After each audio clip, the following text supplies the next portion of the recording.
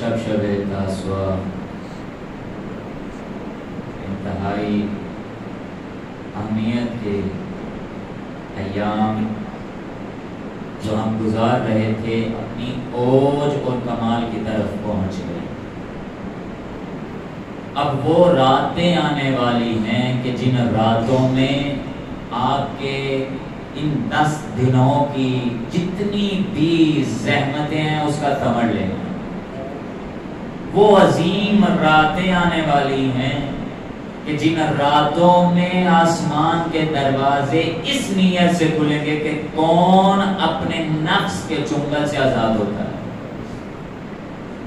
आज वो शब है कि जो शब आशूर से काम नहीं है। रोज़े तासुआ जंग हो जानी थी। ये जो आशूरा के दिन जंग हुई ये मोहलत मांगी अब अब्दुल हुसैन, वरना 9 मुहर्रम को 9वें दिन तासुआ 9वें दिन जंग हो जानी थी। शिमर मलऊन 10,000 का लश्कर लेके वारिद करबला हो और ये परवाना लेके आया कि मुझे हुक्म है यजीद की तरफ से कि आज ही जंग करो। और आज के आज हुसैन अलैहिस्सलातु वस्सलाम का सर मेरे पास लेकर आओ। हुसैन ने क्या कहा? मुझे 1 रात की मोहलत चाहिए। मोहलत मांगी इस नियत से कि इबादत करनी थी हुसैन ने। वो कहा हुसैन ने कि मुझे मोहब्बत है नमाज से, मुझे मोहब्बत है तिलावत कुरान से। कल की जो शब गुजारी है हुसैन और औलाद हुसैन ने नमाज की हालत में गुजारी। 1000 मर्तबा हुसैन के खैमों से सूरह इखलास की तिलावत की सदा आई। कमाल तो उस शिया का है ना जो हुसैन की इस सुन्नत पर भी अमल करे। क्या हुसैन अलैहिस्सलातु वस्सलाम से जो खैमों से जो सदाएं आ रही हैं उन सदाओं को भी सुने। अजीब असर है करबला का।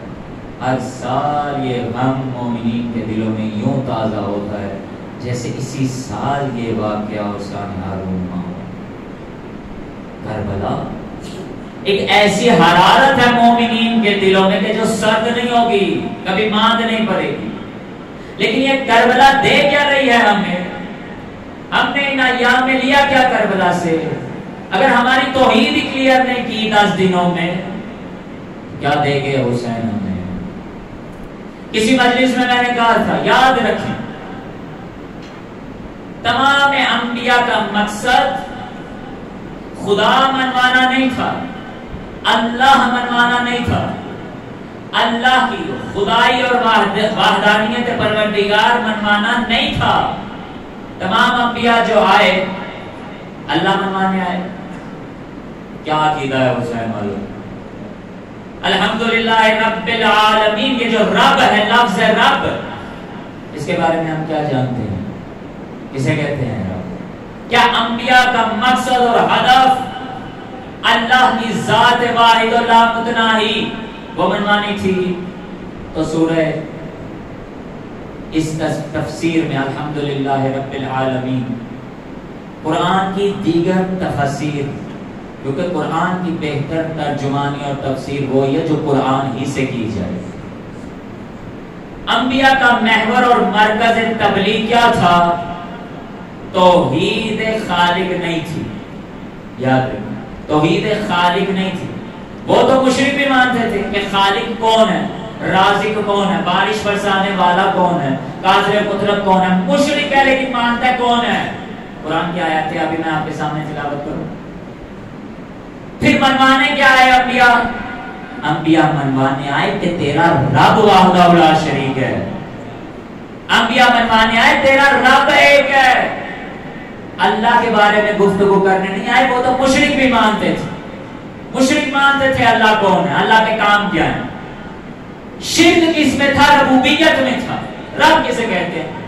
आम फाम तर्जुमा जो बच्चों को आसानी से समझ आए। ये फिजाए मजलिस की बरकत है, जिक्र हुसैन की बरकत है कि बच्चों को भी हुसैन के मफाहिम आसानी से समझ आ जाते हैं। मुश्किल से मुश्किल बहस भी बच्चों को हल हो जाती है। मजलिस अबादिल हुसैन की बरकत।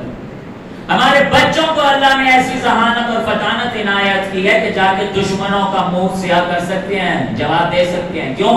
انہیں بہترین عقائد بیان کیے جا رہے ہیں تاکہ مجلسوں سے نکلنے کے بعد یہ اپنے وقت کے امام کے سامنے سرخرو ہو سکیں. میرے صادق امام نے کہا تھا ہمارے لیے باعث عزت بنو، باعث ذلت نہ بنو. اب باعث عزت کیسے بنے گی؟ جب آپ کے عقائد پختہ ہوں گے، جب آپ کے عقائد پہ دلیل مضبوط ہوگی. انبیاء نہیں آئے اللہ کو منوانے، انبیاء آئے رب منوانے. رب کسے کہتے ہیں؟ رب یعنی ایسی تربیت جس میں کسی شے کو تدریجاً ارتقاء کی طرف لے کے جایا جائے، درجہ با درجہ سلسلہ وار ارتقاء بخشا جائے، بلندی بخشی جائے، اوپر لے جایا جائے، عظیم بنایا جائے، لیکن درجہ با درجہ مختلف منازل طے کی جائے. جب یہ لفظ رب، توجہ کیجئے گا، آج کے جوان کے ذہنوں میں نے پہلے دن سے محرم کے چاند کی مجالس سے لے کے آج 8 روز میں 12-14 مجالس ہو گئی یہی بات کہتے ہوئے دشمن نے اعتقادات مہدویت پہ ایک یلغار بپا کر رکھی ہے. کیا ہے عقیدہ مہدویت آپ کا؟ کیا جانتے ہیں امام زمان کے بارے میں؟ اسرائیل میں یونیورسٹی کا قیام ہو چکا ہے نظریہ مہدویت پہ. وہ بتا رہے کہ امام مہدی علیہ السلام پہ کس طرح سے آپ نے اپنے بچوں کو تیار کرنا ہے. پی ایچ ڈیز کروا رہے ہیں. وہ کیا کر رہے ہیں شیعہ قوم؟ اس کے ابھی تک یہی جھگڑے سولو نہیں ہو رہے کہ رب کون ہے. اس کے ابھی تک یہی جھگڑے ختم نہیں ہو رہے کہ ان کے اختیارات کیا ہیں. شیعہ قوم کو ابھی تک یہی سمجھ نہیں آ رہی کہ ان کے پاس ولایت تکوینی ہے یا تشریعی ہے یا دونوں طرح کی ولایت ہے. ارے شیعہ قوم کو ابھی تک یہی سمجھ نہیں آ رہی کہ ان کی ولایت کا عکس جو مجھ میں ہے وہ کیسا ہے، ان کی ولایت کا اثر جو میرے گھر میں ہے وہ کیسا ہے، ان کی ولایت کی جھلک جو مجھ میں ہے وہ کیسی ہے. نہیں یہ گفتگو کرنے کی کیا ضرورت ہے؟ ہماری ذمہ داری کس نے کہا آپ کو بتائیں؟ ہمیں صرف واہ کروا دیں، چند جملے سنا دیں، چند جنگیں سنا دیں.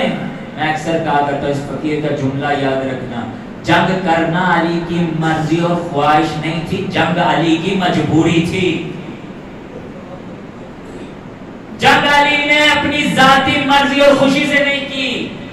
جب کوئی نہیں گیا تو علی آگے میدان میں جنگ کے لیے گئے. کیا رسول اللہ نے نہیں کہا یا علی آپ رک جائیں، آپ نہ جائیں، ابھی میں دوسروں کو تو آزمانوں جو اتنا میرا دم بڑھتے ہیں ان کو تو میں پہلے آزمانوں. رسول اللہ نے نہیں کہا جنگ خندق میں ابھی رکو یا علی آپ نہیں جاؤ، کہا نا. یعنی رسول اللہ چاہتے تھے مولا امیر المومنین پہل نہ کرے، کوئی اور تو آئے، لیکن کوئی علی کے سوا گیا؟ علی کے سوا کسی کا نہ جانا بتاتا کہ جنگ کرنا علی کی مجبوری تھی. یہ 84 جنگیں جو میرے مولا نے لڑی ہیں دلی خوشی سے نہیں لڑی، علی زندگیاں دینے آئے تھے، موت نہیں. علی نے زندگیاں بانٹی ہیں، زندگیاں بانٹی ہیں. تو ہم علی کے موت کے قصے بیان کریں. وہ ایک نیازان میں دیتے ہوئے امیر المؤمنین و امام المتقین و قاتل المشرکین علی حجج اللہ جب کہا تو وہ ایک مومن تھا نا آپ جیسے وہ کہا گل سنو کاکا میرے سارے قاتل میرے مولا علی تھے نا بھائی جا، دوسرے نے بھی قتل کیتے. وہ بات اس کی یعنی جو قتل میرے مولا پہ ڈالنا اور صحیح ہے، جتنے بدماش تھے سب کو علی کی تیغ نے زیر خنجر کیا. پہلے تیغ کیا علی کی تلوار نہیں، وہ اپنی جگہ حقیقت ہے، لیکن علی کی تلوار کے ذریعے سے ہم علی کی شناخت رکھتے ہیں. کیا علی کے قلم کے ذریعے سے علی کو جانتے ہیں؟ علی جو ترجمان وحی پیغمبر تھا، علی کے القاب چوری کر کے بنو امیہ کے چور لے گئے اور وہ جو غلیظ تھے انہیں کاتب وحی بنا دیا. شیعہ قوم کو آج تک یہی سمجھ نہیں ہے کہ علی کا لقب ہے کاتب وحی. علی لکھتے تھے وحی پیغمبر کو. علی جس وحی پیغمبر کو لکھتے تھے، آپ اور مجھے وہ وحی کی باتیں یاد ہیں. اس وحی کے ذریعے میرا عقیدہ مضبوط ہے، میرے بچوں کا جوان نسل کا عقیدہ اس وحی کے مطابق ہے. مجھے تو سمجھ ہی نہیں آئی رب کے بارے میں یا خدا کے بارے میں. ابھی تک عقیدہ پروردگار، عقیدہ توحید کلیئر نہیں ہے. ایک مجلس میں نے سوال یہ بتایا انبیاء کس لیے آئے تھے؟ اللہ منوانے یا رب؟ ایک سکوت تاریخ جس طرح معلوم ہی نہیں.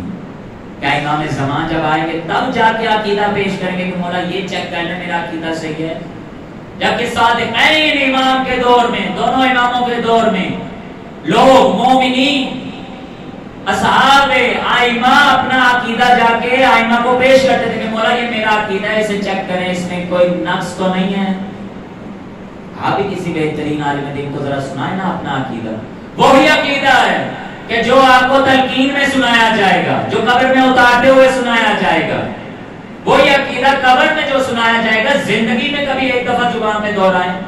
کیا عقیدہ ہے توحید کے بارے میں، عدل کے بارے میں، نبوت کے بارے میں، امامت کے بارے میں، قیامت کے بارے میں کیا عقیدہ ہے، مہدویت کے بارے میں کیا عقیدہ ہے، رجعت کے بارے میں کیا عقیدہ ہے، رجعت ثانی کے بارے میں کیا عقیدہ ہے، غیبت امام زمان کے بعد کیا ہونا ہے وہ کیا عقیدہ ہے، کیا عقیدہ ہے مہدویت کے بارے میں.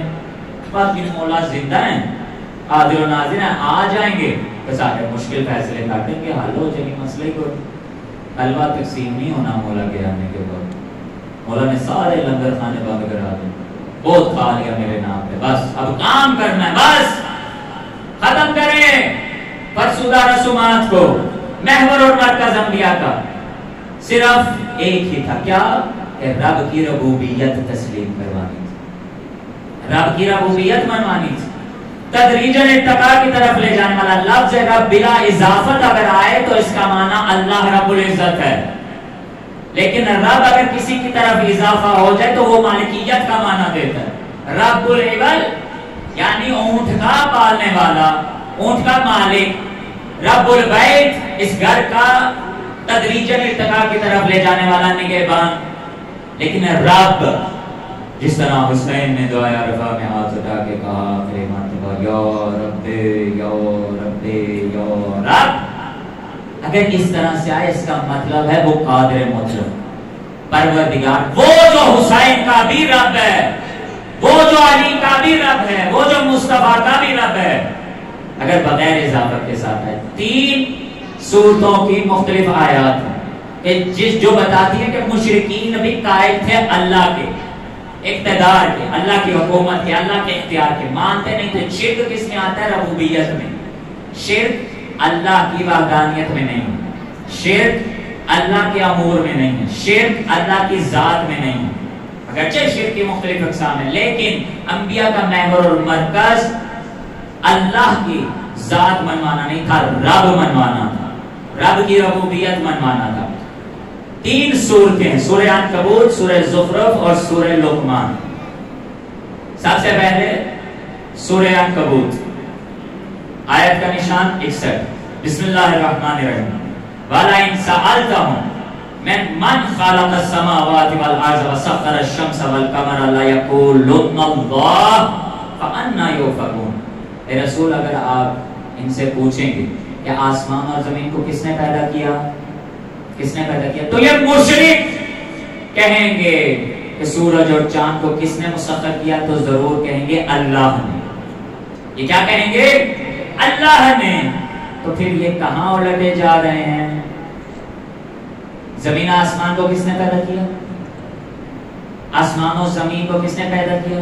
سورج اور چاند کو ان کے اختیار میں مسخر کس نے کیا؟ یہ کہیں گے اللہ نے. آیت نمبر 62 میں کہتا ہے اللہ یبسط الرزق لمن یشاء من عبادہ ویقدر لہ ان اللہ بکل شیء علیم. یہ بھی کون کہہ رہے ہیں؟ مشرک کہہ رہے ہیں. اللہ اپنے بندوں میں سے جس کے لیے چاہتا ہے رزق کو کشادہ کر دیتا ہے اور جس کے لیے چاہتا ہے رزق تنگ کر دیتا ہے. اللہ یقیناً ہر چیز کا خوب علم رکھتا ہے. تو پھر مشرک کیا ہوگی؟ پھر شرک کس میں ہوگا؟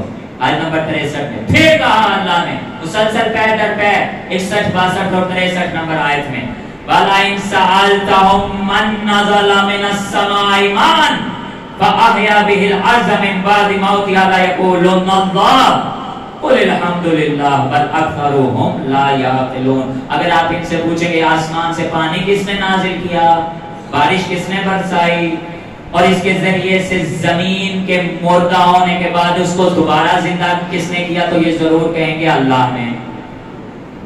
کیا کہیں گے؟ اللہ نے. کون کہیں گے؟ مشرک. مشرک مشرک کہیں گے آسمانوں سے پانی اللہ برسا رہا ہے، مردہ زمین کو زندہ اللہ کر رہا ہے، حیات اللہ دے رہا ہے، تو پھر شرک کس میں ہوا؟ کس میں ہوا شرک؟ 63 آیت۔ اب سورہ عنکبوت کی آیات کے بعد اب سورہ زخرف، آیت کا نشان 9، وَلَعِنْ اگر اے رسول آپ سَأَلْتَهُمْ مَنْ خَلَقَ السَّمَاوَاتِ وَالْأَرْضِ، اگر آپ پھر مشرکوں سے پوچھیں گے کہ تمہارے یہ زمین و آسمان کس نے خلق کیا، لا یقولن، ہمیں بات تحقیق یہ لوگ ضرور کہیں گے خالقہن العزیز العلیم، انہیں اس نے بنایا جو غالب اور علیم اور حکمت والا ہے۔ کون کہہ رہے ہیں یہ؟ کون کہہ رہے ہیں؟ مشرک کہہ رہے ہیں۔ سورہ زخرف آیت کا نشان 87۔ پھر کہا پروردگار نے اے رسول وَلَئِنْ سَأَلْتَهُمْ مَنْ خَلَقَهُمْ لَا يَقُولُنَّ اللَّهُ فَأَنَّىٰ يُؤْفَكُونَ، اگر آپ ان سے پوچھیں گے کہ انہیں کس نے خلق کیا، پہلی آیات میں تھا آسمان سے پانی کس نے برسایا، تو زندہ کس نے کیا، مردہ زمین کو زندہ کس نے کیا، بارشیں کون برسا رہا ہے، رزق کون دے رہا ہے، حکمت والا کون ہے، غالب کون ہے، یہاں تک باتیں پچھلی آیات میں تھی۔ اب کی آیت میں کہا اور تمہیں کس نے خلق کیا ہے، لا یقولون اللہ، یہ کہیں گے اللہ نے، ہمیں اللہ نے خلق کیا ہے۔ فَأَنَّىٰ يُؤْفَكُونَ، پھر کہاں جا رہے ہو؟ جب معلوم ہے جانتے ہو تو پھر کہاں جا رہے ہو؟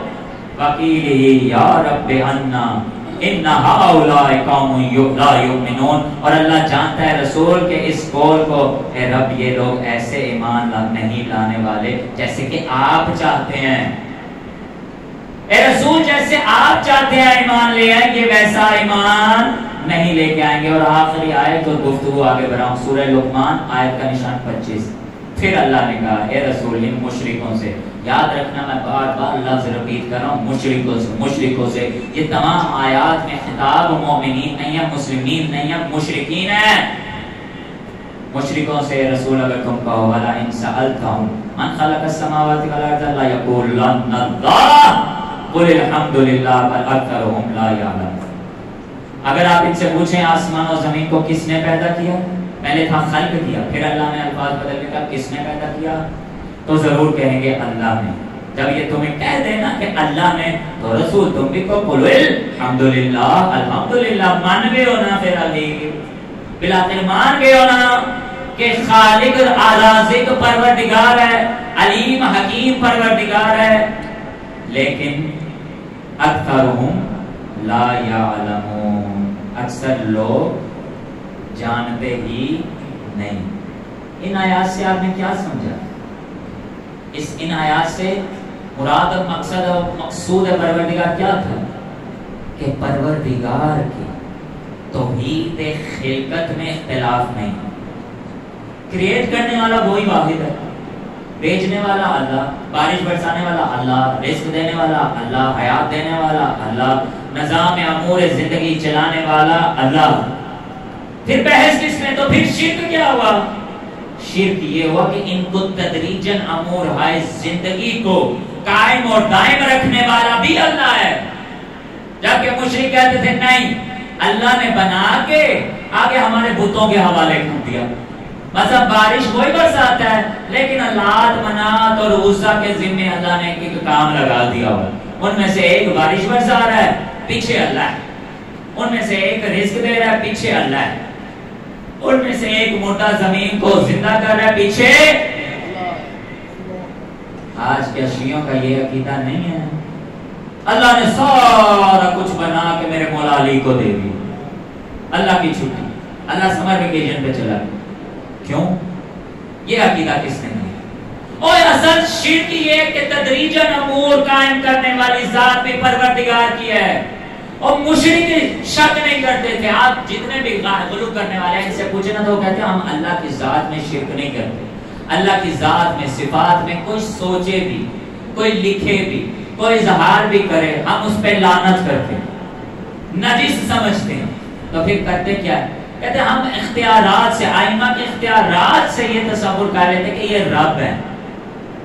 لفظ رب کا استعمال بغیر اضافت ہے، اپنی طرف اضافہ کرو. اللہ نے مولا امیر المومنین علی ابن ابی طالب علیہ السلام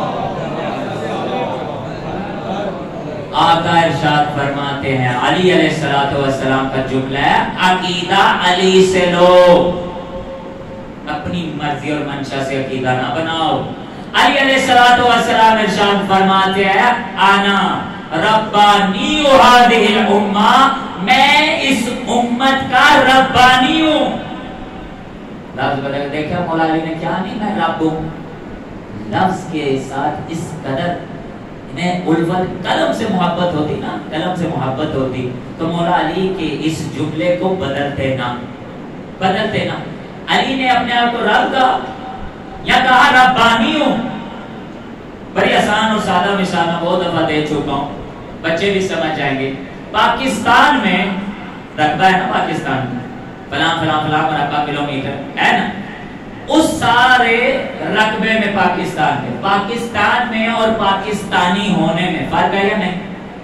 آپ سب خود پاکستان ہیں یا پاکستانی ہیں؟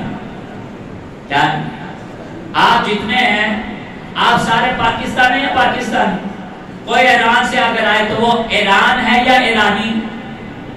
ہر ملک کے رہنے والا باسی اس ملک کی شناخت کی وجہ سے اس ملک کی طرف اسے نسبت ہے یا خود وہ ملک ہے؟ تو علی نے اپنی نسبت دی ہے رب کی طرف. علی نے اپنے آپ کو رب نہیں کہا, ربانی کہا.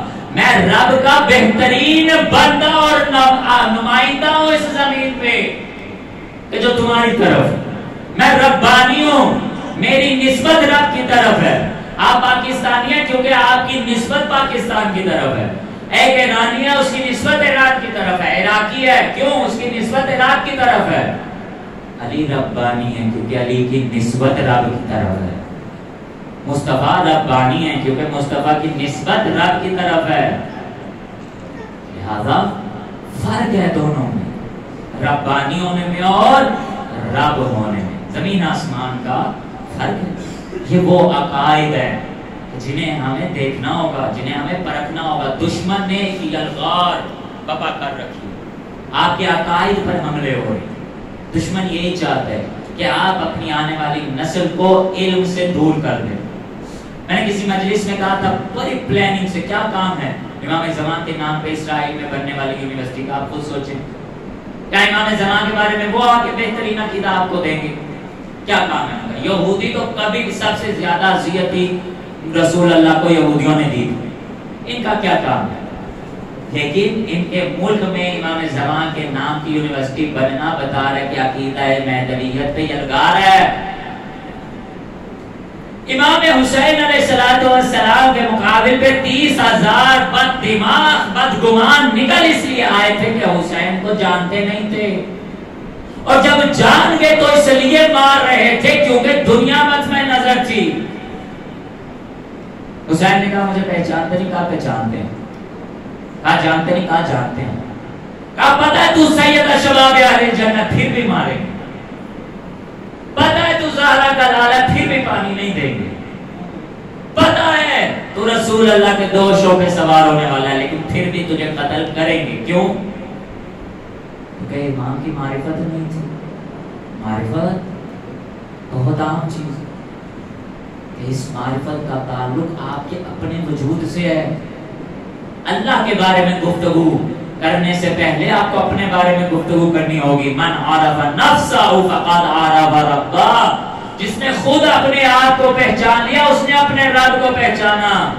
اور میرے مولا عبداللہ حسین علیہ السلام ہی کا جملہ ہے, آقا ارشاد فرماتے ہیں کہ اس کائنات پہ بہترین عمل اللہ کی معرفت ہے, اور اس کی معرفت اس وقت تک حاصل نہیں ہو سکتی جب تک اس کی معرفت حاصل نہ ہو جائے جس کی بیعت تمہاری گردنوں پر واجب ہے.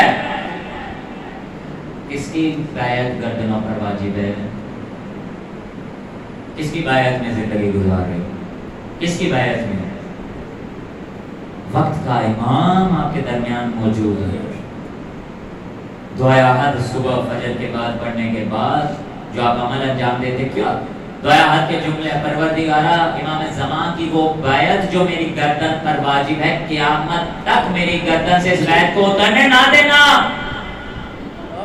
فجر کے بعد جو آپ زیارت امام زمان پڑھتے ہیں، روایت ہے جب اس کے آخری جملوں پہ پہنچے تو اپنے دائیں ہاتھ پہ بایاں ہاتھ یوں رکھو جس طرح کسی کی بیعت کر رہے ہو، اور کہو پروردگار یہ امام زمان کی بیعت میری گردن پر قیامت تک کے لیے قائم اور دائم رہے، میں امام زمان سے بغاوت نہ کر دوں، امام زمان کی آواز پہ لبیک کہنے کی بجائے امام سے اپنا رخ نہ موڑ لوں۔ عقیدے ہی کمزور ہیں ہمارے۔ آج شیعہ گھرانے کے لوگ کہہ رہے ہیں اگر امام ہے تو پھر آپ کیوں نہیں جاتے؟ ہے نہیں تو پھر آیا نا، اتنے مشکلات میں بندے مر رہے ہیں، بھوک ہے، افلاس ہے، پریشانیاں ہیں، تو کہاں ہیں؟ یہ عقیدے جوان نسل کو کیا دے رہے ہیں؟ امام زمان کے بارے میں کتنی گفتگو ہے اور کس انداز سے گفتگو ہے کہ وہ جو اللہ تک لے جانے کا بہترین وسیلہ اور ذریعہ ہے، زندگیوں میں کتنا ہے، کس قدر زیادہ ہے؟ آیت اللہ بہجہ سے کسی نے پوچھا کہ میں عرفان حاصل کرنا چاہتا ہوں، میں چاہتا ہوں میرا دل پاک ہو جائے، میں چاہتا ہوں میری مشکلات آسان ہو جائے، ہر بندہ ہی چاہتا ہے، پریشانیاں ختم ہو جائیں، اضطراب دور ہو جائیں، ٹینشنیں دور ہو جائیں، کوئی نہ کوئی عمل تو کرنا ہے نا۔ اللہ نے ایک بہترین نسخہ بتایا جو میں آپ کو ہدیہ کروں گا، ایک سلوات ہدیہ کرنا ہے۔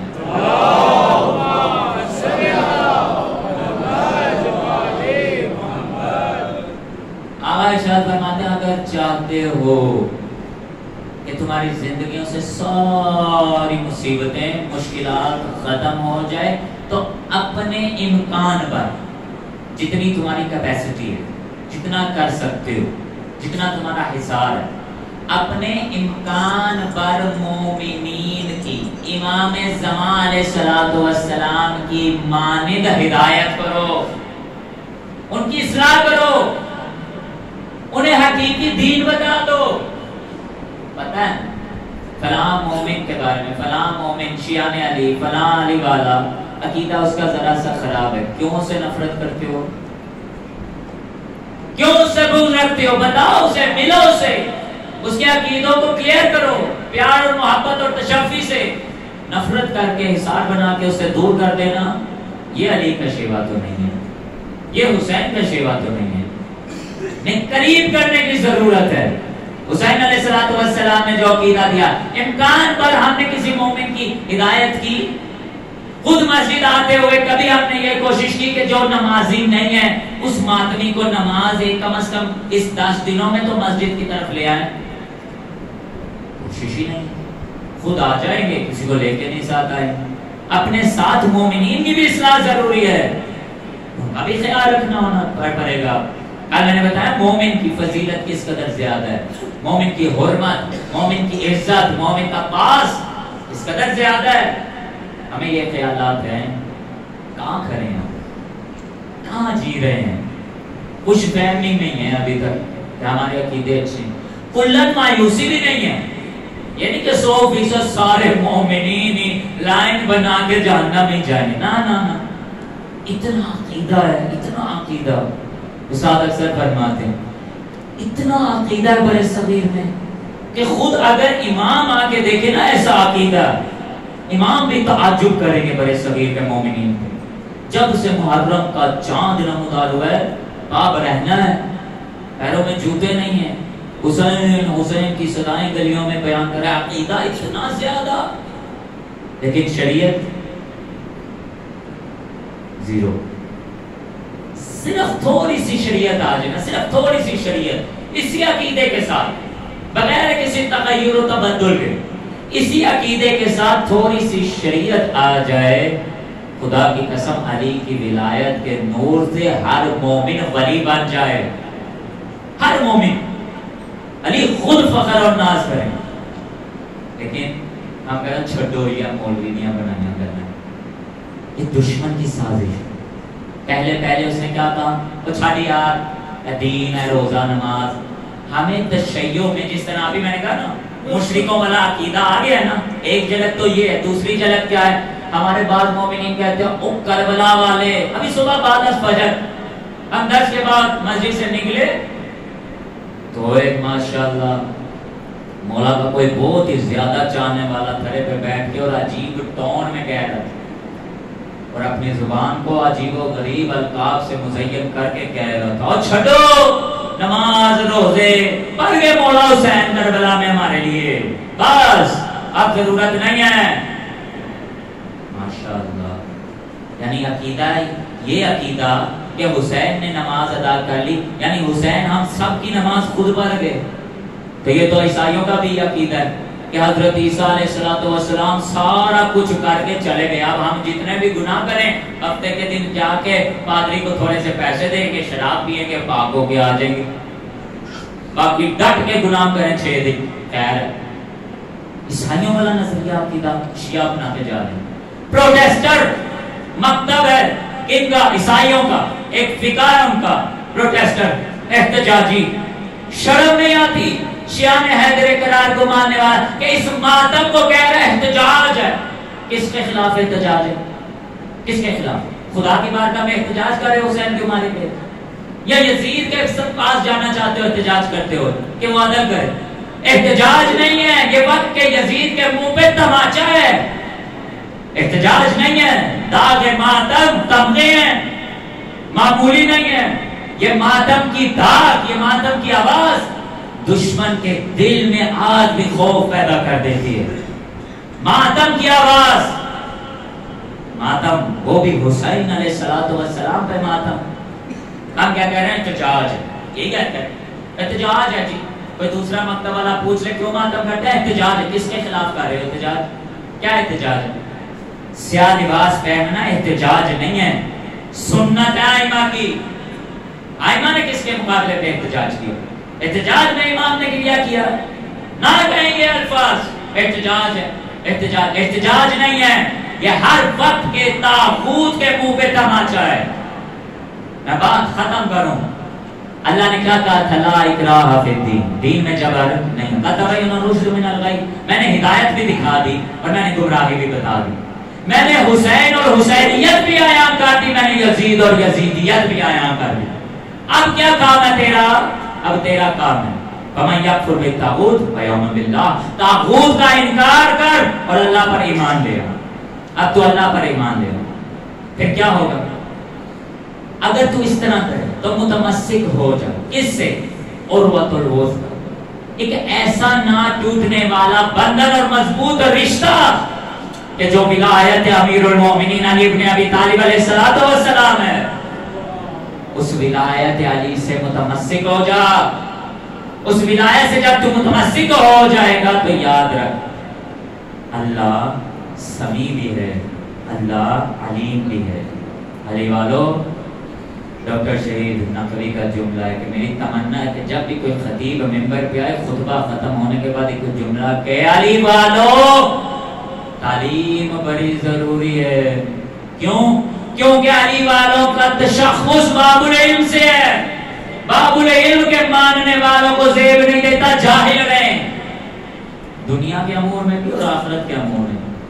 دنیاوی تعلیم کے حساب سے بھی اور آخرت کی تعلیم کے حساب سے بھی، کسی لحاظ سے بھی جاہل رہنا علی والے کو زیب نہیں دیتا۔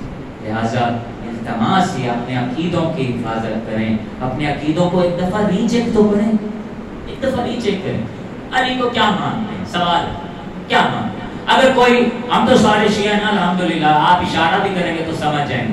فرض کریں کہ آپ اہل سنت کے کسی محفل میں چلے گئے، اب 12 ربیع الاول کے جلوسوں میں چلے گئے اور درمیان میں کھڑا ہو گیا، آپ نے اپنا عقیدہ بتانا ہے، کیا بتائیں گے؟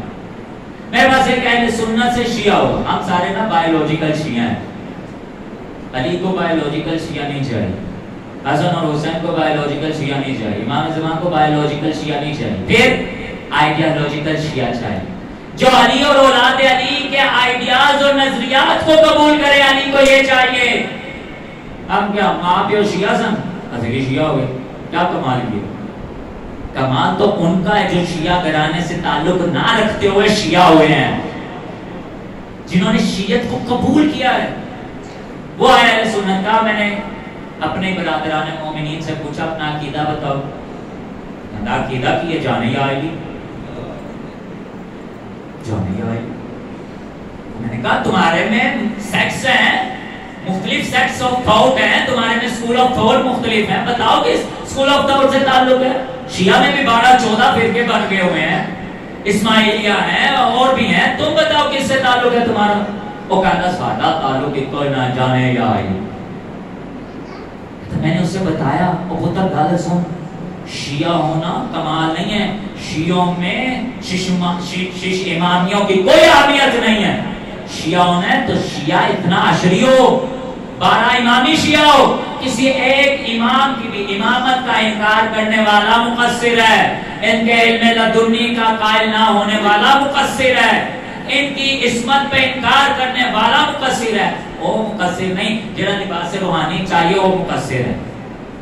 شرم ہی نہیں آ رہی ہمیں، اتنے بد دماغ ہو گئے نا، اس لباس کی اہمیت ہی نہیں ہے. سارے ماتمی کے تفنن تباہ کے لیے عرض کرو، ایک مجلس میں سارے ماتمی بیٹھے، اب سارے دن بھر کی 5-6 مجالس کے بعد تھکا آ رہا وہاں پہنچے.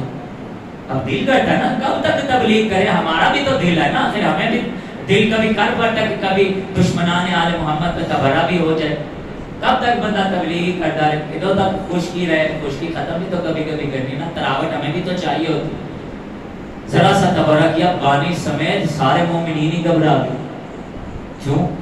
اہل سنت مجمع ساتھ ہے، سن رہے ہیں بھئی ہم نے ان کے مقدسات کی تو توہین نہیں کی، پھر یہ منافقت کیسی؟ جو بات منبر پہ ڈٹ کے نہیں کہہ سکتے اس کا مطلب ہے تمہارے عقیدے میں جول ہے، تو پھر وہ بات ہی نہ کو ایسا تبرہ کرو ہی نہ کہ تمہیں خوف ہو. کیوں ڈر رہے ہو؟ پھر ہم مقصر تو نہ ہوئے، ہم نے تو منبر کا حق ادا کر دیا، ہم نے تو ان کے علاقوں میں جا کے منبر پہ کہہ دیا، تبرہ کر دیا کہ ہمارا ان سے تعلق نہیں ہے. تم ڈرتے رہ گئے، تم نے وہاں رہنا تھا اس لیے. پھر جب مولوی دستے تھے جی نہیں جی ہم تقیہ نہیں کرتے ہیں، مقصر کرتے ہیں، عقیدے بناتے ہو، اس لباس کی توہین کرتے ہو. منبر پہ گیا، انہوں نے دیکھا کہ علامہ صاحب آئیں گے، کوئی اچکن پہنی ہوگی، ہاتھ میں تسبیحاں ہوں گی اور بال چھوڑے ہوں گے. علامہ صاحب آئیں گے، مہدوی صاحب، اور خطاب کریں گے. جیسے ہی اب آپ کا بار میں دیکھا ساروں نے ماتھے پہ بال لانا شروع کر دیا، وہ یار سڑی آ گئی، خوشبی پڑے گا سارا. اس لباس کی اتنی توہین. لباس آئمہ ہے، بازار سے خرید کے نہیں پہنے جاتے. یہ لباس آئمہ زیبتن کیوں ہے؟ یہ ہمارے سروں پہ ایک ایسا بوجھ ہے جس کے معاشرے کی ذمہ داری ہم نے ادا کرنی ہے. امام صادق اور امام باقر کا لباس کی شبی بنائی ہوئی ہے. جنازوں کی شبی کا احترام ہے، امام کے لباس کی شبی کا کوئی احترام نہیں. بڑے صغیر میں نا ہم باز معذرت عالم دین کی کوئی عزت اور مند ہے.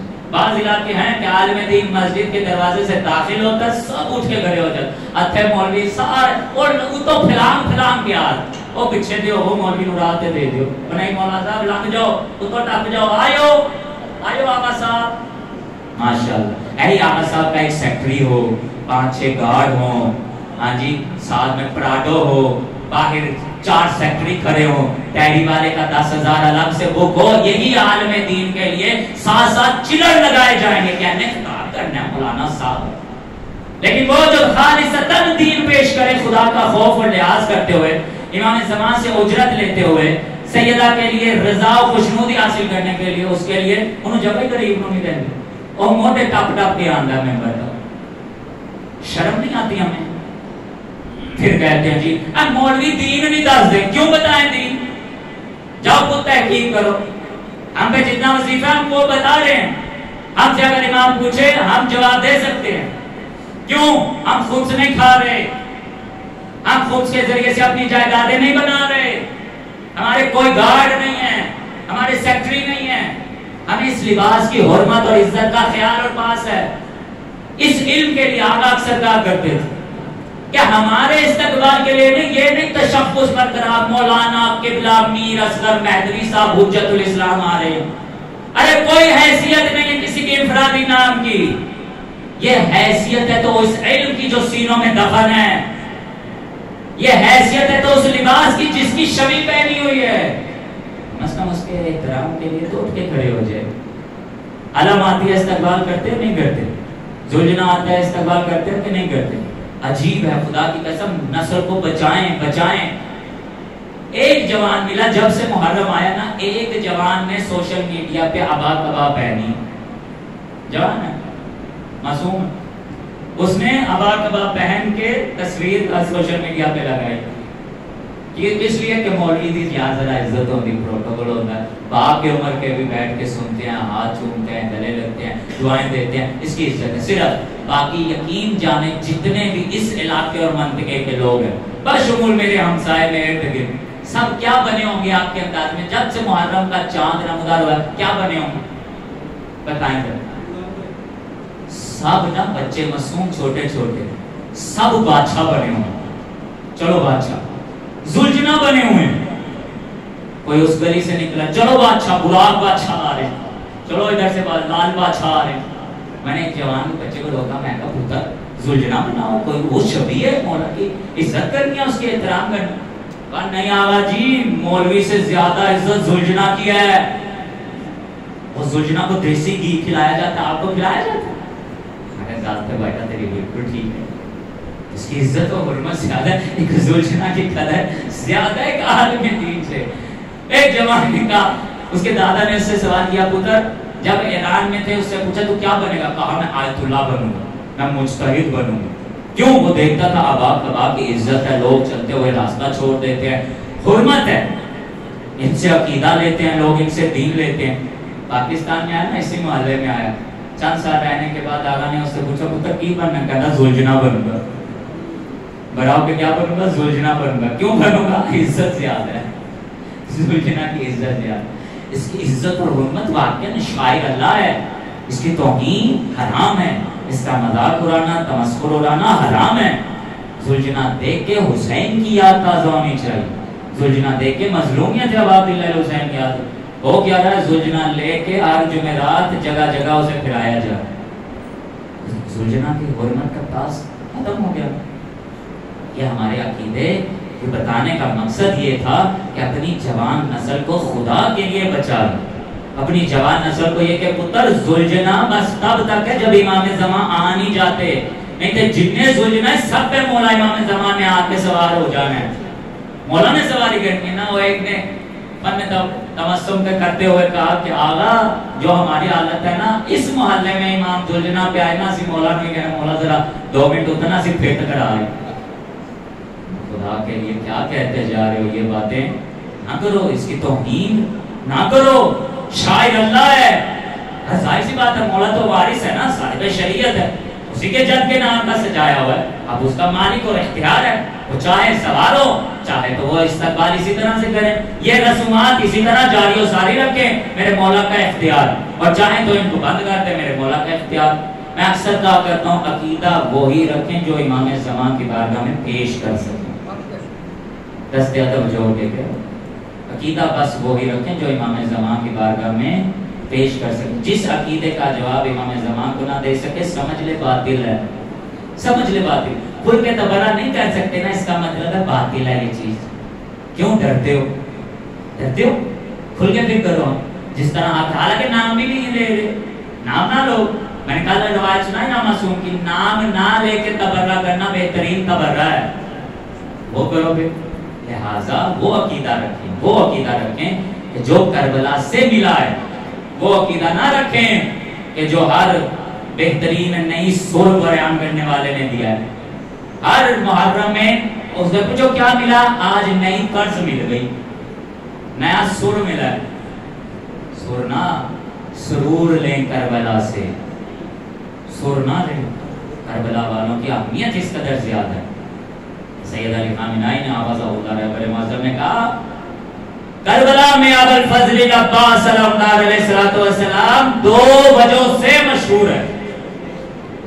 एक अब्बास की वफा और एक अब्बास की बसीरत। बसीरत अबुल फजल अब्बास की, किस कदर अहम है अब्बास की बसीरत कि अब्बास अपने वक्त के इमाम को जानता है, अब्बास पहचानता है कि कौन है हुसैन। शबे तासुआ है, अमूमन तस्करा होता है बाबुल हवाइज अबुल फजल अब्बास। कल पुरसा देना हुसैन के अकबर का, आज हुसैन को उसके अलमदार का पुरसा देगा।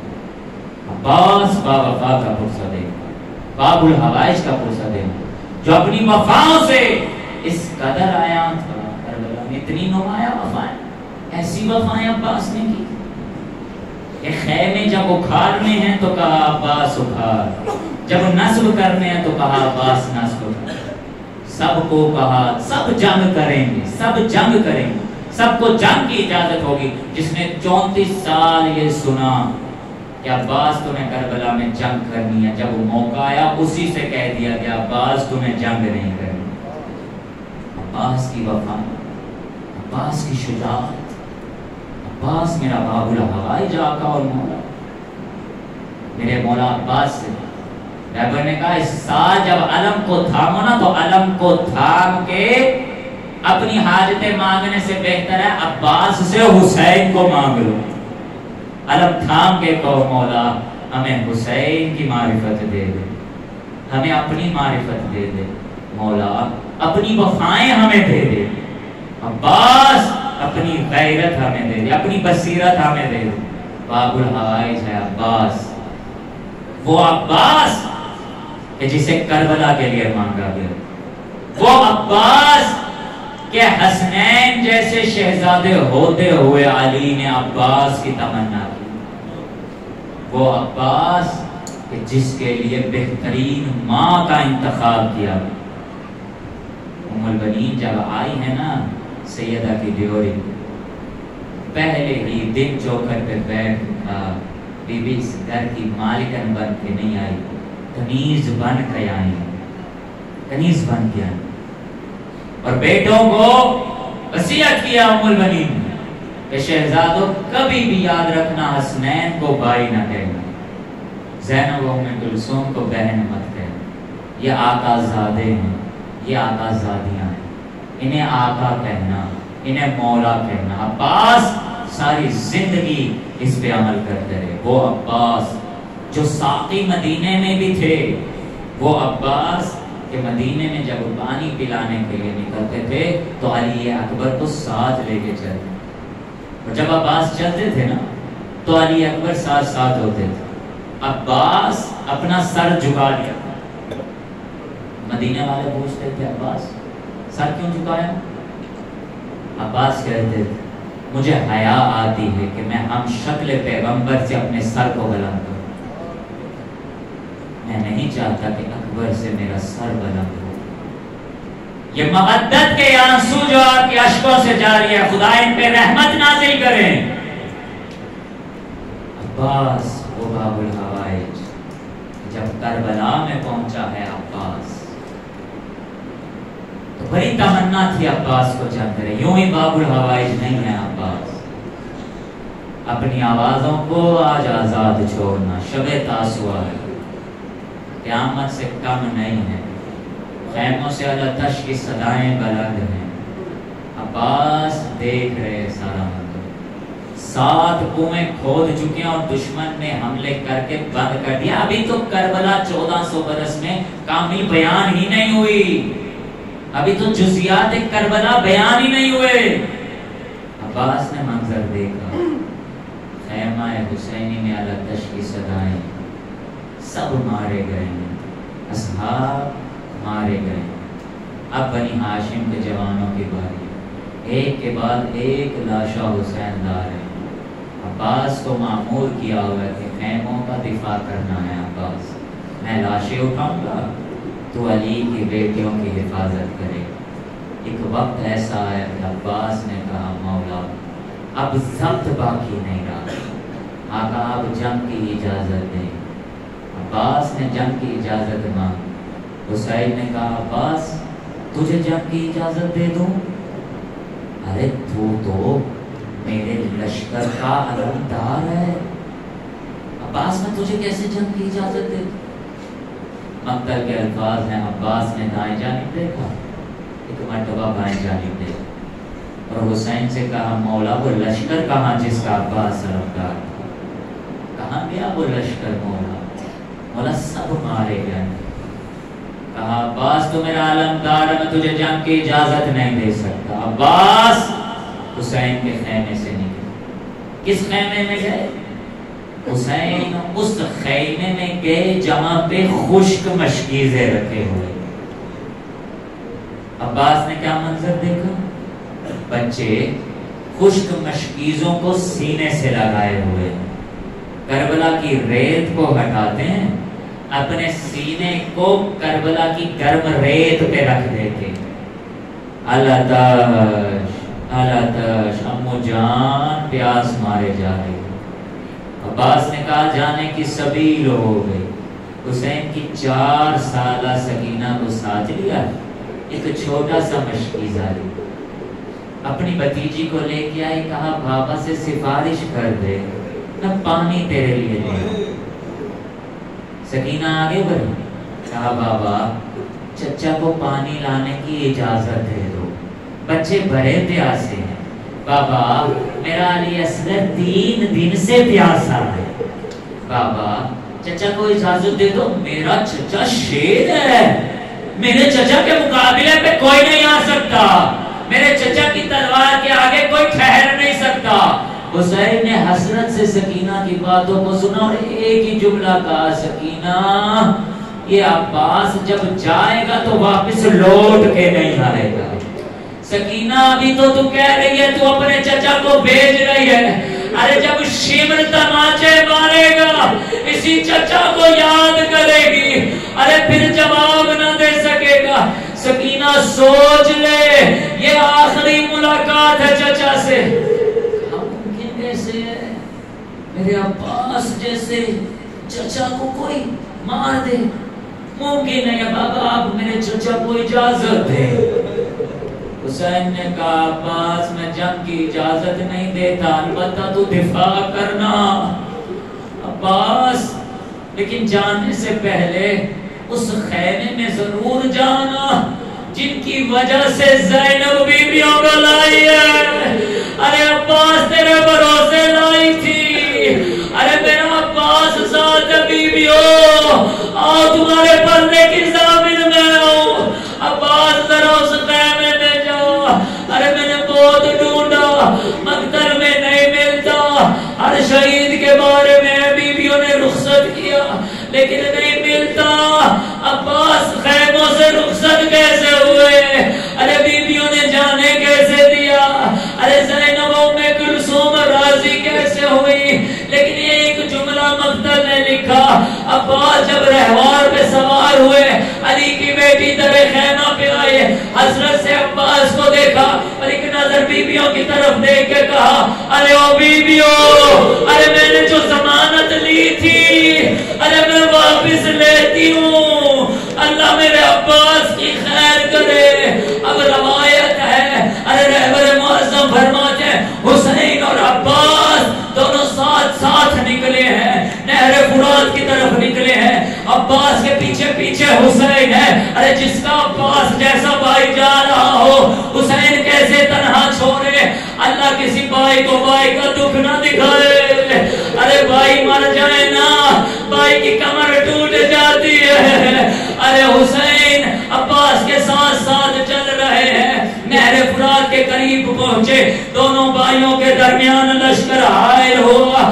ارے بے پناہ جنگ ہوئی. عباس نے دیکھا حسین جنگ میں مصروف ہے، نہر فرات میں اترے.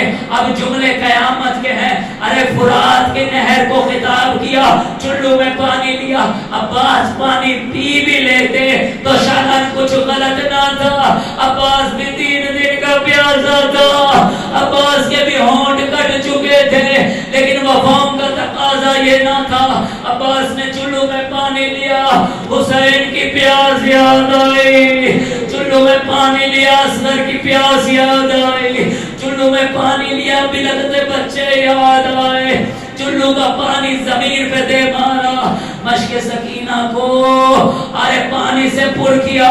عباس نے اپنے دوش پہ ڈالا، رہوار پہ سوار ہوئے. اب خیام کی طرف ہے، کل امید باب الحوائج کی اتنی ہے یہ پانی خیموں تک پہنچ جائے. ارے دونوں بھائی جنگ کر رہے ہیں، حسین مصروف ہے جنگ میں. ایک نظر علم کی طرف ہے، علم کا کبھی دائیں جانب جھکتا ہے کبھی بائیں جانب جھکتا ہے. ایک لہجہ ایسے آیا علم عباس زمین پر آیا. حسین قام کی تیزی سے عباس کی جانب بڑھے. ارے اور رونے والوں آج کی شب تو بخل نہ کرو, آج کی شب تو آوازیں بند نہ کرو. ارے آج تو وہ شب ہے کہ جس میں سننے کی ضرورت نہیں ہے.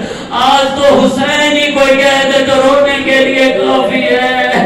آج تو کوئی عباس ہی کہہ دے تو رونے کے لیے کافی ہے. ارے آج باب الحوائج کی مجلسوں میں تمہارے وقت کا امام شامل ہوتا ہے, ہاتھ اٹھا کے دعا دیتا ہے میرے اللہ, اے میرے اللہ جو عباس کے لیے روتے ہیں ان کی آنکھوں کو کسی غم میں نہ رلانا. ارے آج امام زمان کی دعائیں لینے کی رات ہے. امام زمان تمہاری اس مجلس میں عباس کا پرسہ لینے آئے ہیں. حسین عباس کے لاشے کی جانب بڑھے.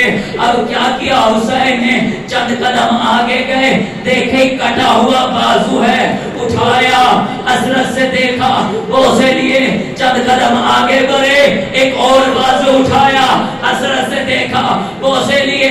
اب اس سر پہ آئے جسے گرز مار کے شکافتہ کیا گیا تھا.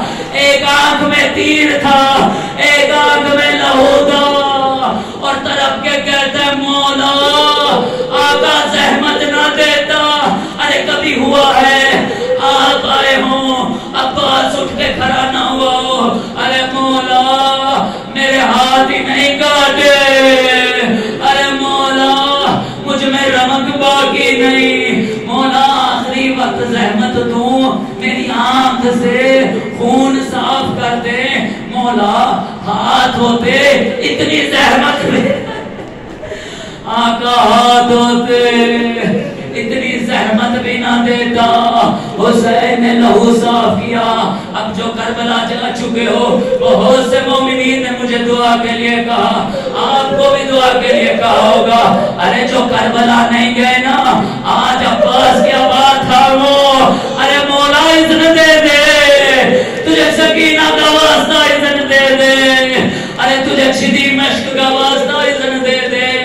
اے عباس کربلا بلا لے. ارے جاؤ کربلا.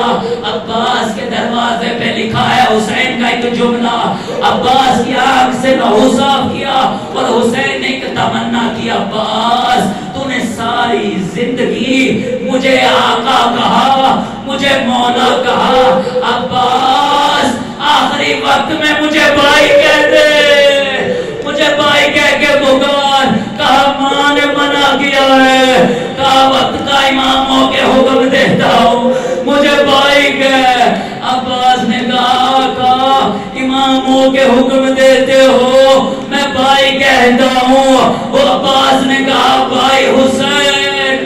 عباس کے جملے ختم نہ ہونے پائے تھے, حسین کے لب ہلے اور عباس کے لیے کہا بنفسی انت یا اخی, ارے تجھ پہ حسین جیسا بھائی قربان. اے عباس تجھ پہ حسین جیسا بھائی قربان. اب آخری جملے اور اپنی دعا اور گریہ کو بلند کر لینا. ادھر عباس نے حسین کو بھائی کہا, ایک سیاہ برقع والی بی بی ارے پہلو سے نمودار ہوئے. اے عباس جب حسین کو بھائی کہا ہے تو مجھے بھی ماں کہہ دے. ارے زہرا بقیہ سے ماتم عباس, یا عباس یا عباس یا